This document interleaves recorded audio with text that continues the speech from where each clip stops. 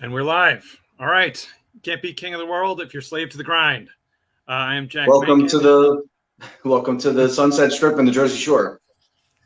That's right. Happy anniversary to Slave to the Grind. Yeah. For this year, years. right. They should do a giant box set and get like a bunch of pop stars to do covers of every song on Slave to the Grind. Like the Black Album. That's a Black Album joke. Yeah. Black. But yeah, we're going to talk on a lot of that stuff today. I'm wearing a completely inappropriate for the topic shirt. The shirt is fine, but I'm wearing a Primus shirt. Primus are the least hair band of all time, possibly. But it's like going to a concert. You don't wear the shirt of the band you're going to see. It's like you don't wear the genre of the band you're talking about. So that's why I'm wearing Sabotage. There you go. Nicely put. Yeah, no, that's a good point. Yeah, but so we're talking about, I know we want to definitely, I think topic number one about it is the awful term hair metal, because it's kind of an insult. But so we want to talk about the history of the genre, what's good, what's bad, the good, the bad, the ugly, and the pretty of hair metal, in short. So I've got to say, I'm going to introduce my co-hosts and let them introduce themselves. But I got to say to you guys first, you guys are like brothers to me. So I apologize. At some point in the next hour, I'm going to piss you off on the topipic of hair metal. About this genre. About certain bands and certain songs. So and you out fine. there. Yeah. But all right, I'm going to share this thing around. Why don't you guys introduce yourselves? And you out there, if you're watching, we want to get your take on hair metal. So by all means, chime in. All right. So hello again, everybody. You guys know me from Metal Asylum, of course, and I write for Brave Words and the Metal Hall of Fame, and I guest at Sea of Tranquility from time to time also.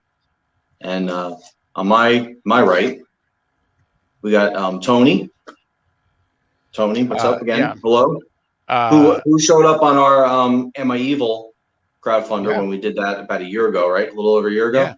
Yeah, I was there. Yeah. I donated.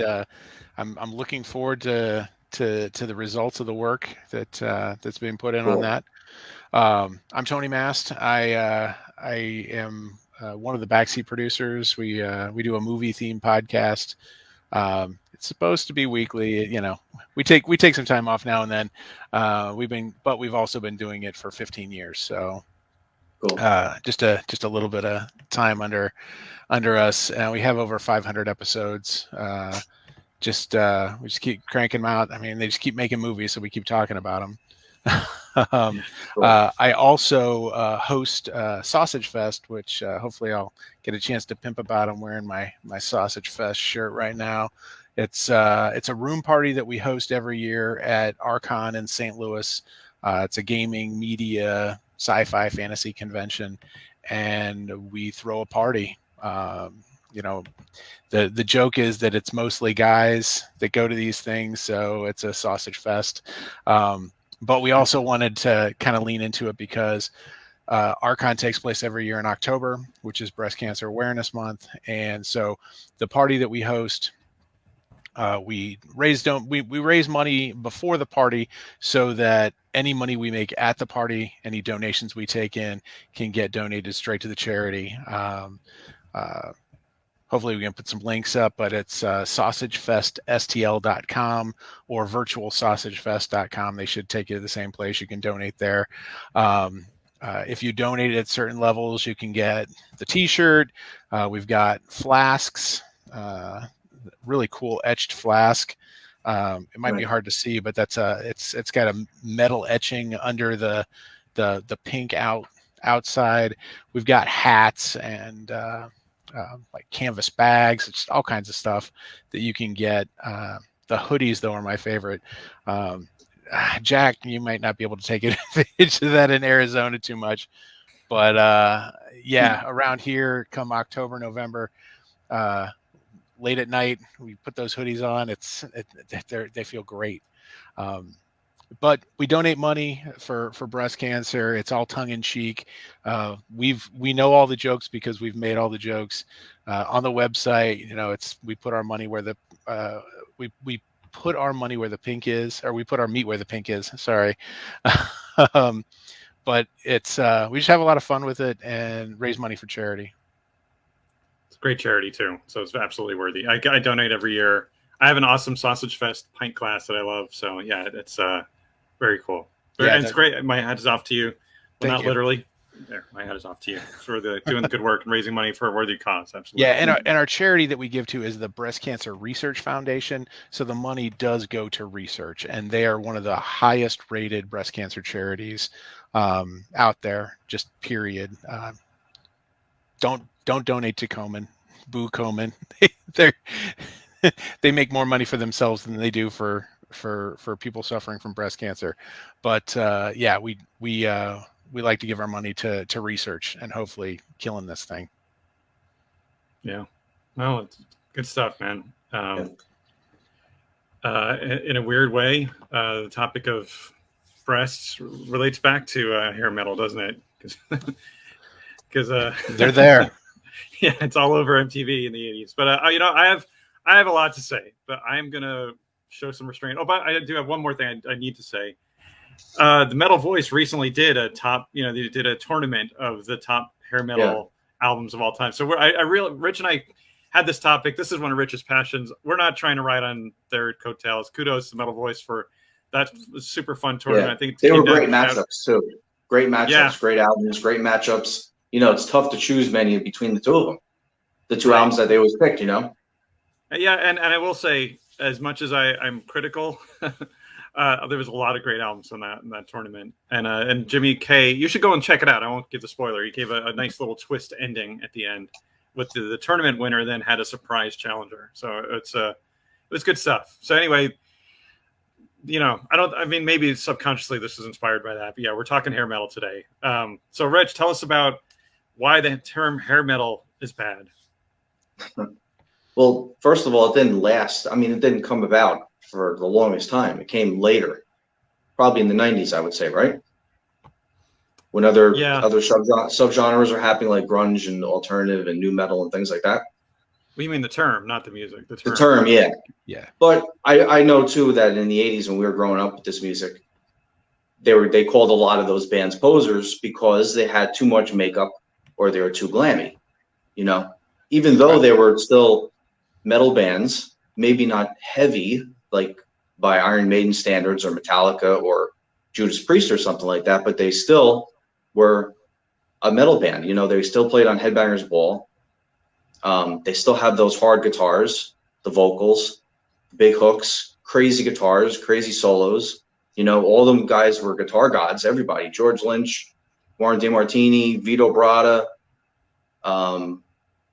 Mark Kendall from Great White. I could go on and on. Everybody, Paul Gilbert, and basically, Eddie Van Halen, and Van Halen started, that type of a style, I guess you could say, for hard rock metal, which I like to call it. It's hard rock with that the metal edge. So, yeah, I think it all stems from that. Yeah, I think to add to that, the term glam metal was probably a little more prevalent while it was in the height of its popularity, and hair metal came a from little LA. bit after. It was from the LA bands. Yeah. Because they really leaned into the glam aspect of it. And Twisted Sister, they were East Coast, but they were glam too. For many albums, many years. Not many albums, a couple albums, because then they were glam right up to Love Is for Suckers, actually. So even though they did have the denim and the leather on, I think it was Under the Blade. No, if you watch the video for You Can't Stop Rock and Roll, if you remember, they're in the denim and the leather. Right. And they also have the glam fashion in their videos too, like We're Not Gonna Take It and I Want to Rock. So they did a little bit of both. Yeah, they were glam from the get-go. But the thing is, there are a lot of key differences. Twisted Sister were really hard edge. They were not pretty at all. They were not trying to be pretty. In fact, they were trying to be garish and ugly. Whereas, the ones that hit the mainstream, the ones that became self-parodying, and the ones that kind of gave everyone a bad name were very pretty. And and I have nothing against. There's nothing. I'm not a slight on androgyny or any of that kind of thing. But these guys, they were kind of mugging for the camera, kind of shaking their ass for the camera, and kind of like what Poison was. Yeah, to name names, Poison versus Twisted Sister. Both are glam, but both are very different. But even before Poison, there was Motley Crue for Theater of Pain, if you remember. That was very glammy too. They went from the black and the red and the studs and the leather for Shout at the Devil and Too Fast for Love. And then by Theater of Pain, it was all, pastel colors and glam and glitz. Right. Yeah. So yeah, I'm glad. And same I'm glad thing you with went there. Bon Jovi too. The first two Bon Jovi albums, they were pretty glammy too, with the laces and all that kind of stuff on those first two albums. And then by Slippery, got a little more denim and that type of stuff, and for New Jersey as well. Yeah, it's also because Bon Jovi's their image, what they looked like on screen, with your MTV video muted. Bon Jovi always kind of kept the same look from day one through until he got old and cut his hair and whatnot. But yeah, they kind of kept the same look, whereas Motley Crue changed their look, and other bands like even Poison, their look evolved. But you are right. I think Motley Crue probably were really, they absolutely didn't start glam. That'd be ridiculous. But they kind of pioneered the kind of pink and pastels. The more glamorous makeup look, like doing your makeup properly instead of just like doing it like Twisted Sister, like exaggerated, Right. Because I mean, glam goes back to the 70s. You got the New York Dolls, David Bowie, and you got that stuff. And of course, that was a fashion statement that had nothing to do with winking at the girls in the front row. That was a different kind of thing. And they were not playing to MTV or anything like that. That was a legitimate kind of straightforward movement. But I think like Rich and I always say, go ahead, but to call everybody glam, you can't call everybody glam unless you're calling it a style, the music, or you're calling it glam because of the fashion. Because a band like Tesla were not glammy. Right. Def Leppard, I wouldn't say were glammy, right? No, and they never wore makeup. I wouldn't say them. But both Tesla and Def Leppard have fallen into the hair metal because genre. It has to do with the music. It has to do with the big hooks, the big riffs, the solos, the vocals, lots of melodies, but it still has those metal edge guitars. Like the first two Def Leppard albums are totally new wave of British heavy metal albums. Yes. Even parts of Pyromania, Yeah, Hysteria though, so they really leaned into that well, and kind of cut their, because that was 86, 87. Okay, yeah. Because I was like right in the middle of high school. I saw like they toured forever on Hysteria. Yeah, that was to a the huge point. album. Yeah, to the point where they came through St. Louis, where I'm from. They came through St. Louis twice on the Hysteria tour, and I saw them both times. One of the times they were with Tesla open for them. Right. And like that was before Tesla was Tesla, And I mean, honestly, I checked out. That was not a great show for them. Later, I grew to appreciate them a lot more. But I think Def Leppard kind of just had that zone there for a while when they kind of leaned into the hair metal sound. I guess it's easier to call it all hair metal because everybody had a lot of hair and a lot of teased hair, a lot of hairspray. Yep. So what do you do? Do you call them hard rock bands? Are they hard rock metal? Are they glam metal? If you're just going to call everybody hair metal, then I don't know. I just don't find the term complimentary to everybody, Right. You want to call the ones that are a little more glammy. Like if you listen to Poison's first album, Look What the Cat Dragged In, you could totally say that's glam metal because those riffs are metal riffs. But it's very glammy too when you listen to the hooks, like I Want Action and Talk Dirty to Me, or Want Some, Need Some. What's the other song on that album? Number One Bad Boy. Those are kind of like glammy, sleazy kind of LA rock songs, But by Open Up and Say Ah, it got a little more commercial, a little more poppy sounding. The riffs weren't as hard, got more polished. Kind of like from Def Leppard, from High and Dry to Pyromania, and then when you get to Hysteria, then it got really polished, really poppy almost, and very, very melodic, Yeah. So what's up right here on the screen? Carlos DeVito. The ballads. The ballads. I think the ballads too. Yeah, of course. I think that's if you don't have a ballad on your album, at least one, you're not in. And also that kind of puts them in the club too. That kind of puts them in the club too as a hair band that you have a ballad. you have a ballad and you have songs about just blatantly about sex. It's not even like not euphemisms. I mean, you're just flat out like, this is a bone-in song. You know? Wait a minute. I thought Cold Shower was just about the hot water ran out. But they were very creative about their wording, though, without being too upfront about it. You had to think about things, how they worded things too. A lot of these bands. Yeah, a lot of double entendres. Yeah. When I was a kid, very creative how they wrote songs without being over the top and sleazy and things like that, or too much, you know. Right. So what I was going to say, you know, I think you guys touched on it, and Rich, I think you nailed it. What bothered me about the worst of that is the commerciality. It was just purely 100% commercial. It was pop metal, and a lot of it. Right.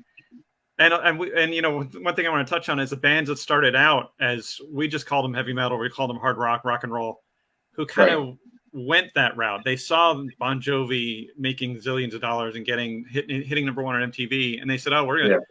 So, and I'm going to call out a band that I love. So don't come at me, you know. But a band I love, I don't like the direction they went. Is I think Rat were a brilliant band, wonderful rock and roll band with great. They were always a little sleazy. They were always kind of sexual and kind of, but great riffs, great metal, and metal. The EP Out of the Cellar, Invasion of Your Privacy are pretty metal albums, you know. But then when Way Cool Jr. came out, I was kind of like, what happened? I loved this band. What happened? And like I said, all respect for Rat. I'm so glad that Stephen Pearcy's in the Metal Hall of Fame. Like I love Rat. But I mean, that's just, so I'm picking on them, but that's an example of a band who kind of slid in the wrong direction. Another band I love. I'm going to call it bands I love. I won't pick on the bands that I really hate yet. I won't piss off you guys yet. But like, I love Dokken to pieces. Dokken is one of my favorite bands, really, of all time. But wait, let me guess. By the time you got to Under Lock and Key, you thought In My Dreams was too melodic, right, and too glammy. That song, that album is brilliant. That song, not maybe the whole album, but that song, right? That song, I kind of went, what? And then lo and behold, like 3 months later, somebody made a techno song of In Your Dreams that hit the top of the charts, and I kind of went like, there you go. Like there's something, something's amiss here. There's the but though. You have to listen to the whole album, because then you have song like Lightning Strikes Again, Till the Living End, The Hunter. What's the opening track? Right. I can't think right now. Well, Dokken didn't lose their way. Let me just say that they didn't lose. Unchain their way. the Night. At least Unchain the Night. Yeah, Dokken. There's still heavy songs on that album. You know. Yeah. Well, I mean, during their Imperial period, Dokken always ruled. They never jumped on the bandwagon. So, like I said, I'm singling out a song from Dokken, not the whole movement. But there are a lot of bands. I won't name names. I will name names, but later. Do it, Jack. Lean into it. Well, actually, the topic is if they belong to be called hair metal or not, right? Or glam metal, or if you consider them hard rock. So, that's fine if you think somebody fits in it or they don't. You know what I mean? Like Mike is just saying, Stryper, they were totally a heavy metal band. Yes. Actually, even though by the third album, Yellow and Black Attack, Soldiers, To Hell with the Devil. So fourth album, In God We Trust. By the time you got to that album, they had that song Always There For You, which was really melodic and poppy and catchy. Great song. Michael Sweet's voice is crazy high on that. It's incredible. And the hook is great, but it's not Soldiers Under Command, right? Or To Hell with the Devil, or The Way, or Free, It got a little more polished, just like what happened to Motley Crue, like you're talking about Rat by the time you get to, what was that album again? Reach for the Sky, right? I think that was the name of the album, right? But Theater of Pain. Even Dancing on the Cover, the album before Reach for the Sky, that got a little polished too, with Dance and what else is on that album? I need to look, but Dance was a single. What was the other song on there? Which was a hard song too, the first single. It was I have to look it up. I know it. Well, most of these guys still had one or two rockers on the album. Like Warrant has a lot of rockers on their albums. But Mike, I think your point is it's great. And actually, Stryper's a great something. I think we want to touch on before we're done is Stryper's a great band who started out metal, just like we wouldn't have thought, oh, these guys are posers. Then at one point, yes, I would have said yes, Stryper are posers, but they're not now. Stryper absolutely. If they ever lost integrity, which that's up for debate, they absolutely have it 100. They have it back in spades now. They are absolutely one of the hardest I rocking don't bands think out they. right now. I don't think they should have, because they still make new music. Their last 4 albums were great. They're heavy, just as good as their old stuff. You know, what's the song I'm thinking of? I'm looking it up now. Oh, Body Talk from Rat. That was on Dancing Undercover. Yeah, I remember that one. That was a good hard hitting song too, even though the other songs on the album were a little more, slick and polished and a little more, maybe a little bit poppier. Couple. Well, I'll reiterate it, and I'll shut up a little bit because I don't want to dominate. But I think what bothered me was when it was just purely commercial. When I looked at this thing, or not even looked, forget about MTV, which of course MTV is a huge part of it. But when I listened to it, and it kind of went like, this is crap. This is just a product. I'm listening to a product that they made. They almost could have just. It's almost like the Monkees. They could have just taken four people and just threw them together and said, here you go. You guys all look great for the TV. Yeah. You're going to sell lots of records. You're going to get lots of airplay in MTV. Just, throw out a couple of songs. You just make a ballad that's just the G chord, the D chord, and the C chord, whatever. Everyone will go nuts. They'll put their lighters up. That's the stuff that I dislike. And I disliked it actually in the grunge era when Candlebox and Bush came around. It was just the same thing. It was just these bands that were just products. The record company said, here you go. So anyway, I'm pissing people off. So I'm going to, so Jack, were you more of a fan of the band? Well, I know you listened to Rat and Doc and those bands from the first wave.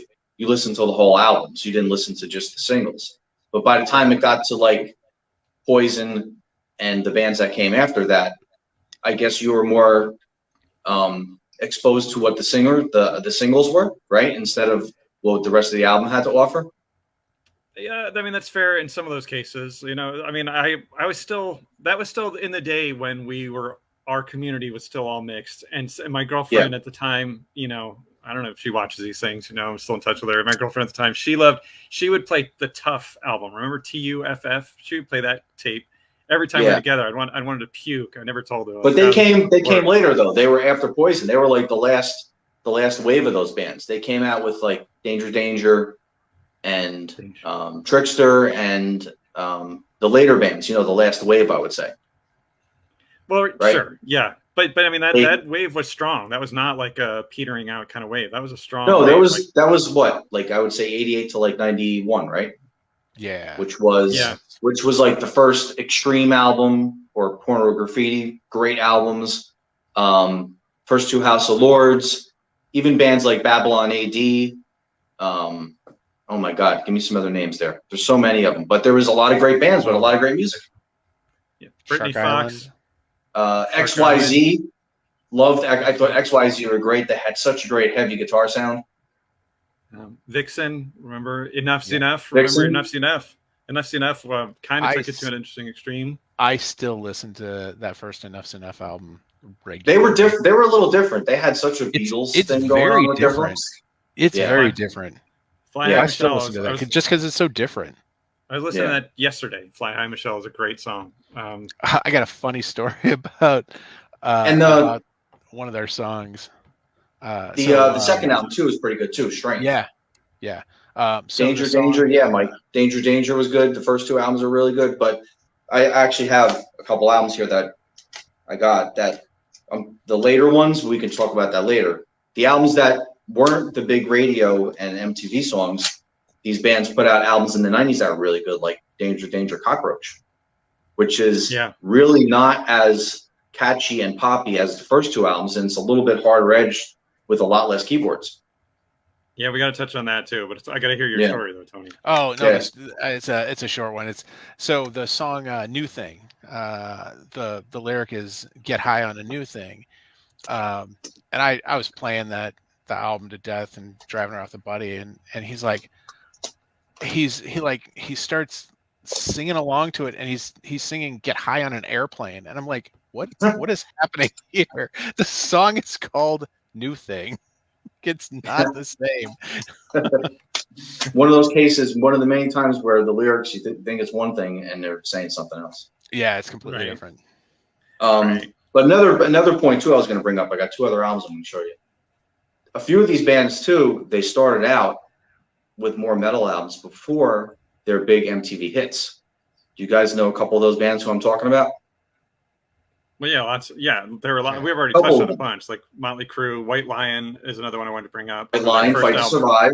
Yes. Yeah, the It's a first very album was a metal album. How masterpiece about of an album. the first two Europes, Oh yeah.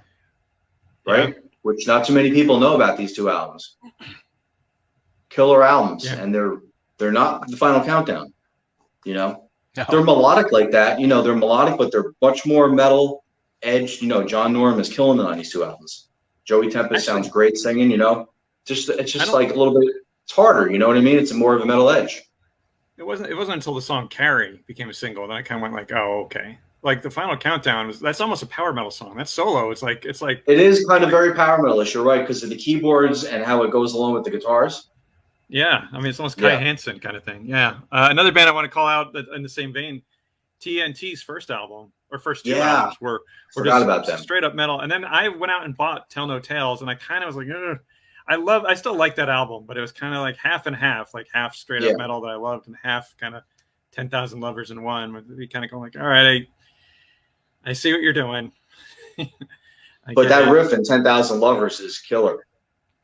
Yeah, and you wonder. You know, you wonder with some of these bands, like at what point did the studio, the label, step in and say, kind of give them some pressure to say, look, there's if you want to tour, if you want our support, if you want our backing, you need to put some of this other. You need to put some more songs that will be on the radio, that at least have the potential of being on the radio. Or maybe they had just more money for their production on the album too, which polished them up a little bit also. Yep. You know, that could be it, you know, because these earlier albums, you know, the first two Europe albums are not as slick and produced as the Final Countdown, what came afterwards. Same thing with the first two Great White albums, like the self-titled one, which is so good. I love still my favorite Great White album with Once Bitten, which is the third album. But they had ripping guitars on those albums. Right. And I thought the third album's kind of where they went wrong. I mean, a little bit. I mean, that's Great White. Yeah. I think they even toured with Judas Priest on that album. I don't know if it was the first one. I think it was the first one actually. They toured with Judas Priest in '84. I mean, look at Def Leppard. Their first two albums are really kind of raw in some places. Yeah. And then you get super polished. Like they get really, really polished very quickly. For Pyromania. Yeah, for Pyromania. You still got heavy songs on that album, like Rock Till You Drop. Rock Till You Drop is a heavy song. Stage Fright, Die Hard the Hunter. You got what else is on that one? Pyromania is a hard hitting album. Die Hard the Hunter, like you said, Billy's Got a Gun. Rock of Eight. Coming Under Fire. Billy's Got a Gun, you know. It's not a light album. It just happens to be that the three singles were just huge hits. You know? Yeah, it's just more polished though than their first two. That's all I'm saying. It's just they had more money to put behind the production. That's all. Right. You can be polished and still hard. Yeah, exactly. Like that album, perfectly. Yeah. But when you get to Hysteria, it was too polished and it got lighter guitars. It wasn't as punchy and the guitars weren't as heavy as Pyromania, and especially not as heavy as High and Dry. Yeah. You know? But but on the flip side, they also had 9 singles from that album, something from Hysteria, right? Like from Hysteria. It was 8. Yeah. Women, all but 2. Women was the first one. Animal, Love Bites, Rocket, Hysteria, Armageddon It, Pour Some Sugar on Me. Yeah. That's 7. Are we missing one? Probably. I would need. I don't have it in front of me. 7. Yeah. I'm at 7 right now, but that's a lot. Yeah. Now we're talking like Thriller level of success now with that many huge singles. I mean, that album sold how many records? 10 million or something like that. Something like ridiculous. That. It was on the Billboard 100 for like 2 years. Something ridiculous like that. That one and Whitesnake, the '87 album, were monster hits. Huge. Yes. That's another band too. Whitesnake. Are they a hard rock band or are they a hair band? Or are they glam metal? I don't know what you want to use, but you listen to the first for 1 or 2 albums maybe, but for their first 3 or 4, they're 5, blues. I think it was. They're blues hard rock, almost blues, yeah. Right. Yep. This guy who came from Deep Purple. I mean, it's I agree. Yeah, I think the Whitesnake album is very polished, but even that is kind of borderline calling it hair metal. the new version, the redone version of Here I Go Again, which became a hit, which became a monster hit. Of course, that's kind of a pop metal song for sure. Yeah, agreed. Right. Who knew that? But if you listen to the original, it's just blues hard rock. You know, it's just a hard rock song, the original, which was on the album Saints and Sinners. Mm-hmm. But same thing with Fool for Your Lovin'. Fool for Your Lovin' too. That was on Ready and Willing, I think. Right. Oh, correct. Yeah. But another case where, like you brought up at the top of the conversation, where you had these absolutely phenomenal guitar players. Kind of like I'll parallel this to Mr. Big.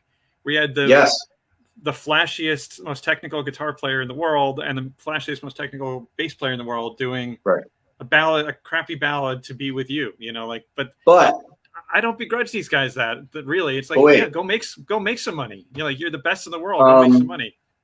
The second ballad I thought was a lot better. Something with my heart. Well, I thought that was a great song. I don't remember. I thought it was better than To Be With You. Addicted to That Rush was blanking, but yeah, Addicted to That Rush was the single. Yeah. That was a banger. That was a good banger. That was. And, you know. Yeah. But that's a case where you can't call Mr. Big a glam or a hair band, because they were more, again, like a hard rock band like Mr. Big. I mean, they were pop, Extreme. Pop. Mr. Big and Extreme are very type of, similar in that hard rock sound, like a Tesla, where it's not going for that glammy sound like a Poison or a Rat or a Dokken, or Motley Crue. It's more hard rock. Is that Eric Martin, the lead singer? The singer, yeah. And I think Mr. Big gets lumped into hair metal sometimes because of having a very pretty frontman. I think some of these bands get lumped in because if you have a pretty frontman, who and then you sing a ballad, you do one ballad or one song that can go AOR, you're gonna get labeled. You're gonna get labeled. But they did that with everybody. They put everybody. Almost every band was in makeup or costumes or nice, haircuts. So like I said, I think it's a case of, I think it's unfortunately it's fashion over the music, and that's what puts everybody in that category of being a hair band or a glam band. Instead from just calling them what they are, they're hard rock metal bands. They're hard rock with metal edge. I think part of the thing that damns a lot of those bands was MTV. That if you could play a song on MTV and have it not be on Headbangers Ball, there was a portion of the fandom that just kind of looked down on those bands. It's like, oh, how good can they be if they're on at 7-8 o'clock in the evening on MTV instead of only on Headbangers Ball? Right. They did play all those bands on Headbangers Ball, though. I remember everyone played on. Even their ballads, I think, if I'm correct, didn't they have a little section on Headbangers Ball for a couple ballads or something? It was like a block or something. Probably. I don't remember that. I don't remember. It's been a few years. But I remember the whole community revolted when Ricky Rackman, who was in the Decline of Western Civilization movie, and he was straight out of the LA scene, was clearly. Now, actually, I think I like him now, so I'm not throwing shade, but he was a poser. He absolutely was a poser. He, like he said, he gained legitimacy. So I'm not sorry, Ricky Rackman, if you're watching, but he came out as a poser. If I'm correct, he did own the Cat House, though, which is in LA. Oh yeah, he was totally in that scene, and that scene was part of metal. You cannot deny that he was the right choice. But again, we all wanted a guy in a denim shirt. We didn't want a guy who was pretty, who had pretty hair, and who like, I think he was also famous for being roommates with Faster Pussycat, who again. As they were posers. Sorry, they were posers. So I mean, but like I said, he's a good ambassador for metal, and I think he gained legitimacy. But yeah, back then I was kind of like, the hell is this? When he became because we had Dee Snider, who had been, kind of the face of metal on MTV for a while. It's kind of like that was Metal Mania, I think, or something like that. Yeah, Heavy Metal Mania was the show. Yeah, that's right. Because I remember the one episode was called The Measure of Metal, and they count down like the top 20 of the year or something. I remember that a little bit. And, so Jack, what turned you off was too much fashion, and then the ballads, right? Like it's kind of like the singles and the ballads. That's a combination of it that kind of sometimes turned you off to some of these bands? Like, don't put words in my mouth, man. I'm kind of figuring it out here. No, actually, so no, I want to be clear. I didn't care how they dressed because I love Tesla. I think Tesla's a great band. And you're great a big fan of Cinderella too, the first Cinderella album. Cinderella, right? Yeah, Cinderella's a great band. I'll absolutely defend Cinderella, and they were as pretty and glammy as it gets. I mean, that first album probably. So the fashion, actually, I kind of smirk at it when I see it, but I don't care how you dress. Honestly, I like Guar. I mean, I don't care how you dress. Right. Alone Again to me is one of the best songs of the 1980s. Full stop. I love great ballads. I don't like commercial bullshit. I don't want commercial stuff that's made for. That's why I don't like pop music. That's why if I were to look at the Billboard Top 40 right now, I'm assuming I might find one or two that I like in there, but most of it's just product. Most of it's just garbage that I don't like. So, what was it about Poison that you didn't like, or you didn't like it at all? It felt insincere. Poison felt insincere. Right. It felt like, and I know they did have some like Something to Believe In, which was a song he wrote for his friend who died. So I'm not going to say what a great song that is. Oh my God, those lyrics are so deep. You know, I'm not going to say he's faking it. No, obviously that's a meaningful song to him. But the other stuff, like, it just feels kind of plastic and fake. That's what turned me off. Because it was too glammy. It was too much. Same thing that turned me off to Theater of Pain. And, again, I bought Theater of Pain ready to love it, and kind of went like. So did I. And it was definitely a shock for me too, going from Shout at the Devil to that album.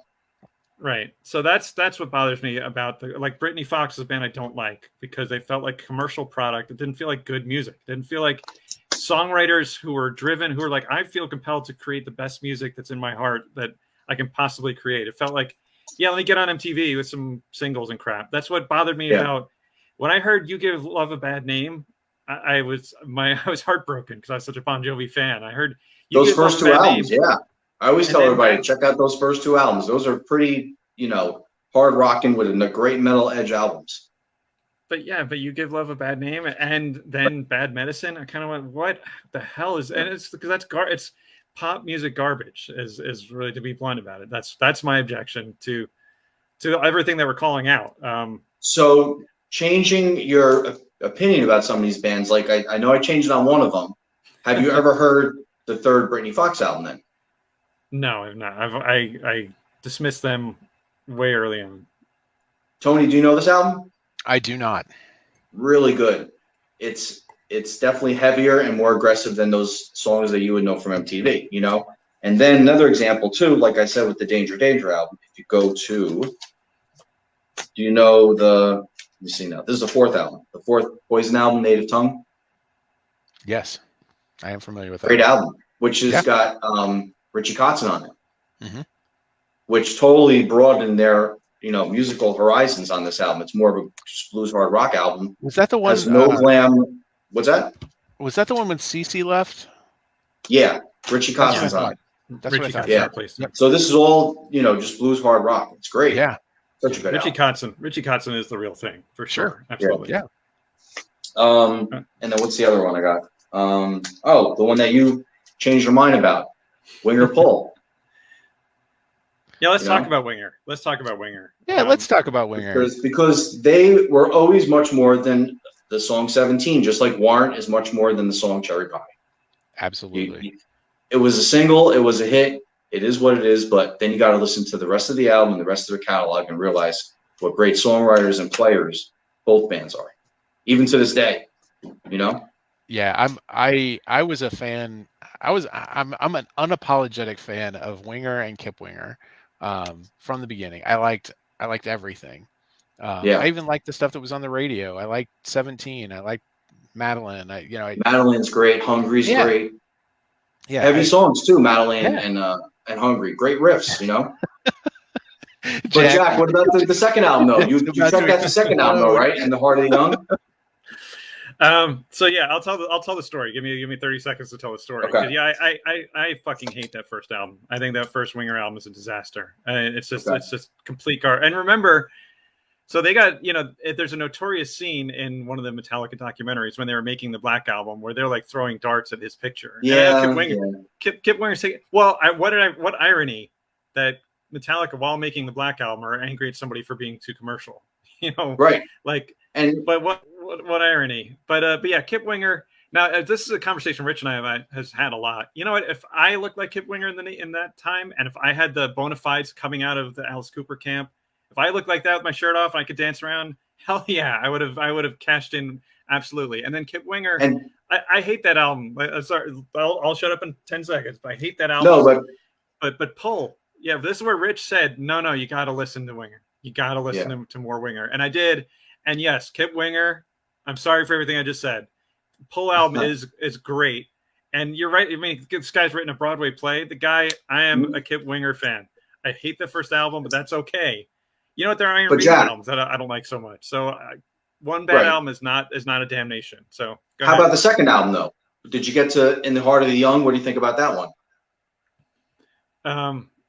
No, actually, I'll check it out because that's the one that has.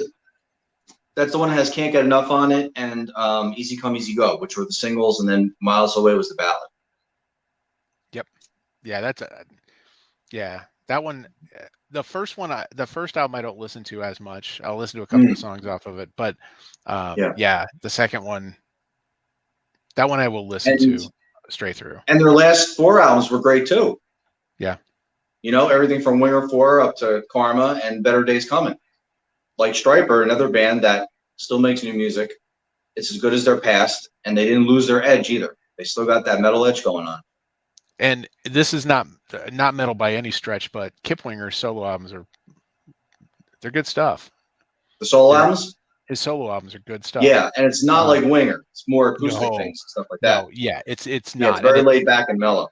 And one of the albums he wrote, and I think it's called like Songs from the Bottom of the Ocean, if I'm not mistaken. I think that's the one he wrote. That's the one he wrote after his wife died. So it's like that is a heavy album, and it's not heavy metal. It's just heavy in the content. Topically, lyrically. Yeah.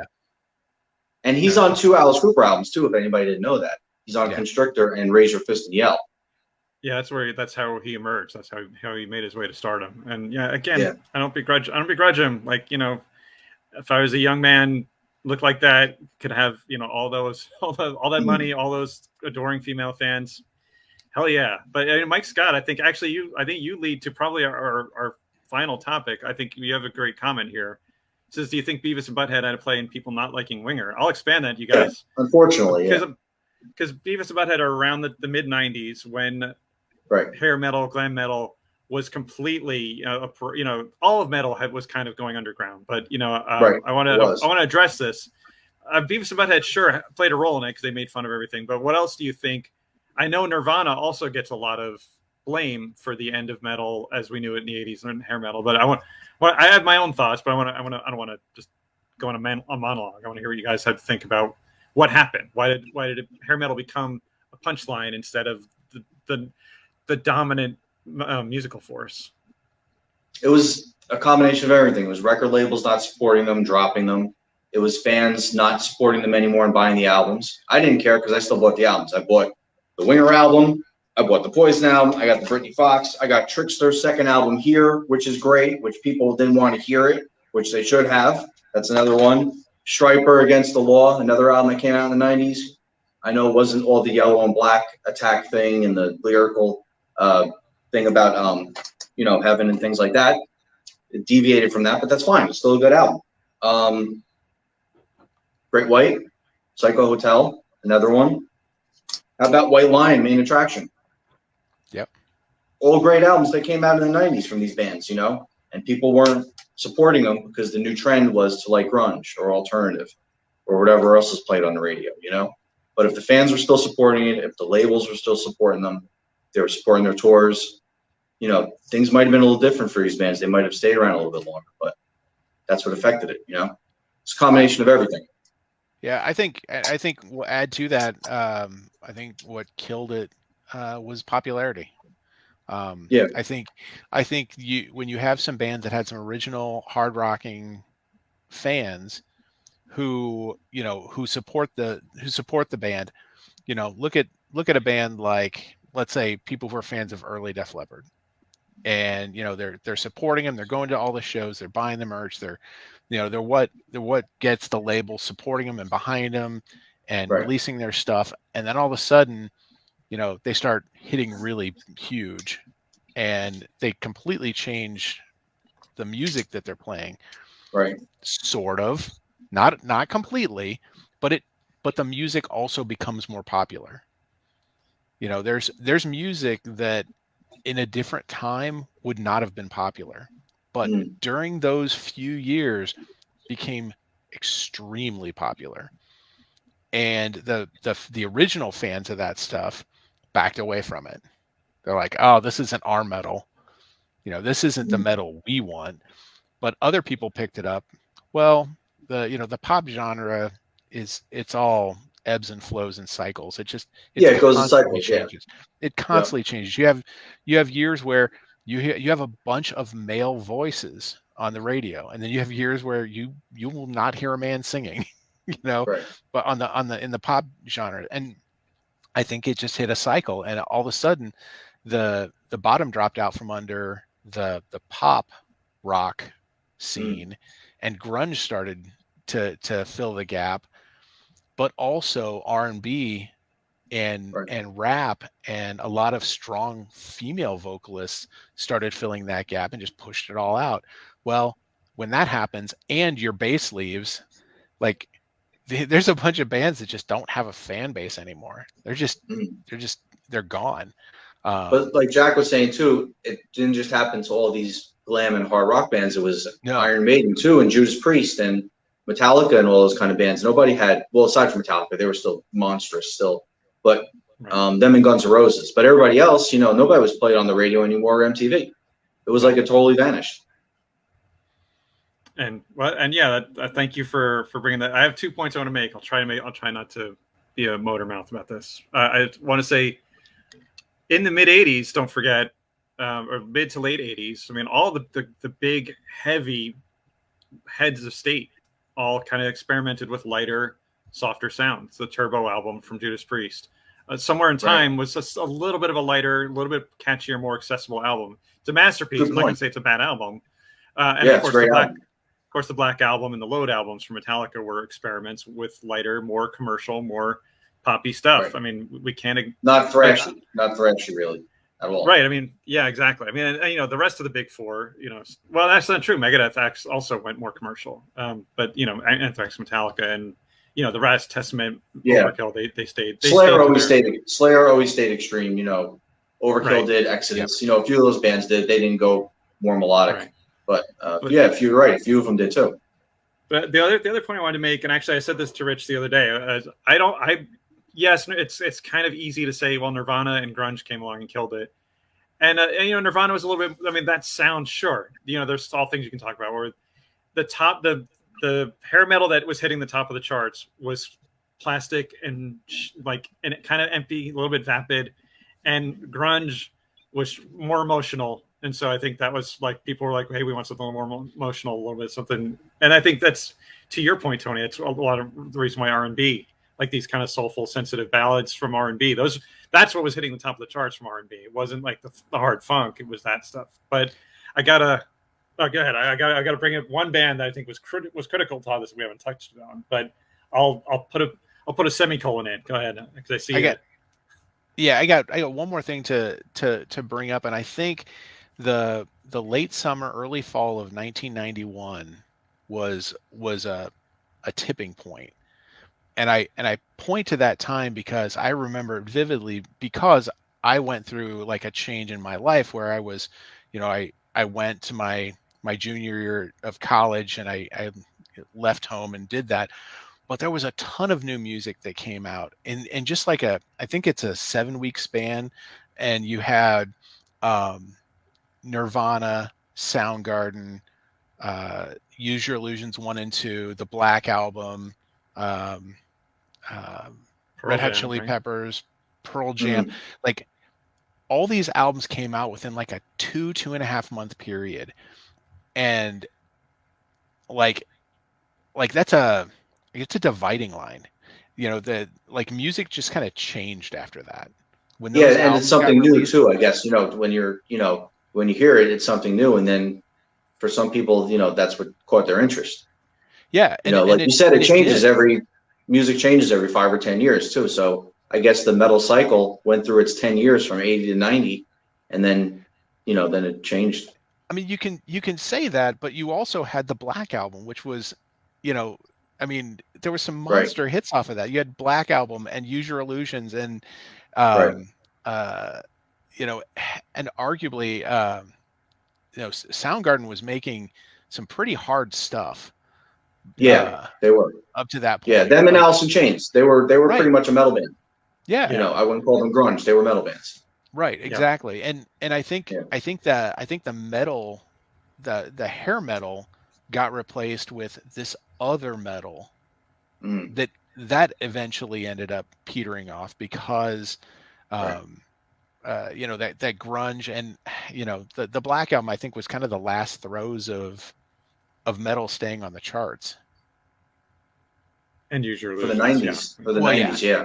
Right. I don't know if did Load and Reload chart. I would assume, because Metallica, even though they got the haircuts and they changed their style, their albums were still pretty big, right?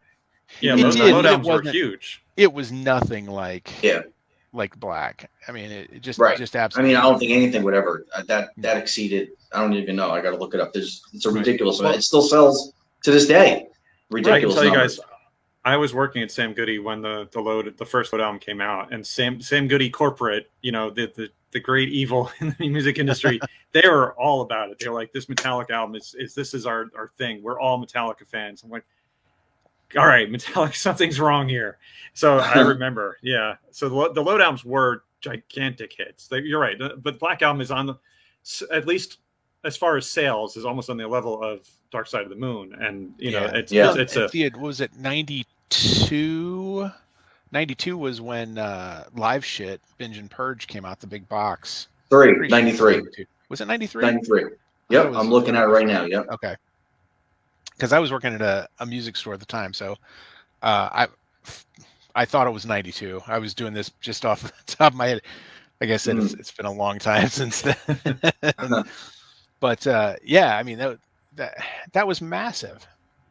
Yeah, the Black Album. I'm looking at the numbers right now, and this is, I don't know how old these are, but it sold over 16 million albums. I don't know how up to date that is, but that's ridiculous as is. Well, and with all the 30th anniversary releases stuff going on right now, that's right. It's going to push it over the edge. Oh yeah, big time.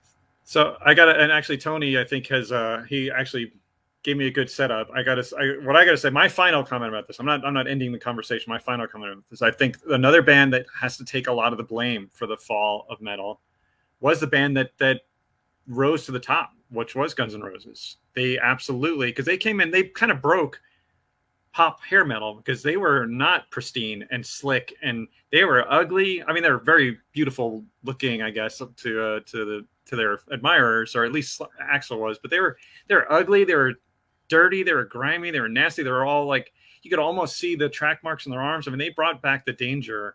Well, they were Poison. They weren't fashionable Poison like that. They're more like LA Guns, with the denim and the leather type of thing going on, even though they had hairspray. The tattoos and everything, right. And they were dangerous, but also they became the biggest band in the universe. And remember, Metallica and Guns N' Roses went on tour together, and I don't know if you guys went. I went to that, and it was just like, something is wrong. Like, this didn't, like, it felt like they were disconnected. Of course, Axl started throwing tantrums. So they kind of broke the genre. Then they imploded, and then they came out with Use Your Illusions, which were the most bloated, narcissistic, just egotistical. Yes, there are great songs on those two albums, but goddamn. But you can cut it down. You can cut it down to one great album. Yeah, exactly. Yeah. Exactly. Instead of it's just arrogance, and that was off-putting. It's off-putting for all of us, even those of us who remain fans. So I think, yes, Nirvana and grunge, but I think Guns N' Roses, their rise and then their implosion, absolutely has got a lot to do with why people got turned off to this as well. So I've got one more quick anecdote about this. I, for whatever reason, could not go see the Guns N' Roses show when they were in St. Louis. That was the Riot. So famously in '91, the concert riot happened, and like they complete, like the fans completely trashed the amphitheater where it happened. Like there's videos of people throwing like whole rows of chairs and stuff like that on And the CNN. parking lot too, right? Didn't they trash the parking lot? They trashed everything. Yeah. Like I know, like there was a video on CNN the next day of a guy like picking up and throwing like a whole row of chairs. It's like, I know that guy. Like I literally knew the guy that was doing that. But what's funny is like that show happened on like a Tuesday, I think. I had tickets to go to the next booked concert at that arena or at that amphitheater on like Friday night, and it was Warrant, Trickster, and Firehouse. I know. Yeah, that was a great triple bill too. Yes, Warrant, Trickster, Firehouse, and Warrant was the headliner, and that was I got to see that one. But I mean, that tells you like this is how contemporary all that stuff was. Like this was all happening at the same time. Yeah. And I'll never forget when Janie Lane ran out on the stage because the riot happened because somebody was taking photos of Axl and he flipped out and was like, you know, somebody get that guy. And then he jumped in the stage and started pounding on somebody like Axl will do. Janie Lane ran out to start the Warrant show with a camera in his hand, threw it out into the audience and take as many pictures as you fucking want. Like, and it's like, it just shows you like the different attitudes of the types of bands. They were about pleasing the audience. They were about, you know, having fun. And that, I think that's part of what the hair metal attitude was. Oh yeah, absolutely. Because this was also like, they were touring for Cherry Pie, which Cherry Pie is the least of the songs on that album. Worst song on a great album. You got to listen to the rest of the album. Again, Jack, that's another one of those albums. Cherry Pie, you got to listen to. You got to absolutely listen to Dog Eat Dog. Dog Eat Dog is a heavier Warrant. The lyrics are totally not, you know, L.A. Sunset Strip, sex, drugs, and rock roll thing. It's much more mature. It's a little more Judas Priest. It's great. It's great. I love it. Yeah. It's a great album. Dog Eat Dog. April 2031. Brilliant. It's brilliant. Some of those lyrics on that album are brilliant. Yeah. Quicksand is the best solo I think Joey Allen ever put down on a Warrant album. Yeah. I'm pretty sure he did that solo. It's incredible. Telling you, Jack, like you change your mind about Winger, I think you're going to do it for Warrant once you listen to Dog Eat Dog. Dog Eat Dog, absolutely, 100%. Yeah. It is not the same band. And the first two Europe albums, if everybody thinks that Europe is all about, you know, the Final Countdown and Carrie and stuff like that. Dream Theater, Symphony X, Opeth, that kind of stuff. But I think, you know, I'm also not against having a good time, you know. So I think, and you're right. I think that's another point. When Rich, were you at the Giant Stadium show when Axl got hit with the lighter and stormed off stage? I was there. Yep, I was at that. Yeah, it was Guns N' Roses and Metallica. Oh yeah, I saw you. There were 80,000 people there. That's a joke. But yeah, I was there, and it was kind of like. And actually, I will tell you, I've told this story before. I was relieved because Metallica had gone on. Guns N' Roses came on after them, and when that's right, Metallica went on first. I was so glad because then Axl did. I think they did like one or two songs, and they were done. Yeah, and I was like, thank God. I was so done with this night because first of all, Metallica did a bunch of medleys of the songs I wanted to hear, and then devoted time to. I was kind of like, come on, guys. I don't want to hear half of Master of Puppets. I want to hear I want to hear the song, and then yeah, I was kind of like, and granted, like I'm a GNR fan, so I know I'm trashing them, but I was done. And then he stormed off. I was like, all right, let's get out of here. I'm so done with this night. So yeah, it's I was there, and that happened a lot. Like that, there's a riot in Montreal too. Like that was Axl was he was kind of a baby. He was what people hated about rock stars. Oh, we got one more. Yeah. Yes, it was. Yeah, that's right, Mike Scott. Yeah, right. Axl threw a fit everywhere. You know, and hopefully he seems to have tamed his demons. Seems like their most recent tour, people are having a good time, and he's having a good time. Wasn't Montreal? I think they're going on time and everything. Also where Hetfield got hurt. Am I thinking? Was that the pyro accident with the pyro? It might have been. If I'm remembering right, I think that was in Montreal. But I think it was a Canadian show. Yeah, I think you're right. Anyway, I think we've hit an hour. I know we intended not to go so long, but this is a good topic. I hope I didn't talk too much, you guys. I loved hearing you guys had great comments. So I'm going to STF you and just say thank you, Tony, for coming on. Thank you, Rich. Thank you, Mike, Thanks, for all and Carlos for all your great comments. Thank you Yep. out there for watching. And I hope we all changed everybody's mind a little bit about hair metal, or the term hair metal, or whether you're going to glam metal or guitar rock metal, like I call it, or whether you're going to give all these other albums another chance, like Slaughter, Fear No Evil. You know, I saw Slaughter. I got to see great band, Slaughter. another great band. But all these are bands that put out great albums in the '90s. Give them a chance. Yep. They're not just about the party songs and the MTV singles. You got to listen to the whole album and give the rest of their albums a chance. Thanks, guys, for having me. Really appreciate it. Yeah, thank you. Sausage Fest, everyone. Donate money. Sausage Fest. And support the cause too. Absolutely. Thanks, guys. All right, thanks.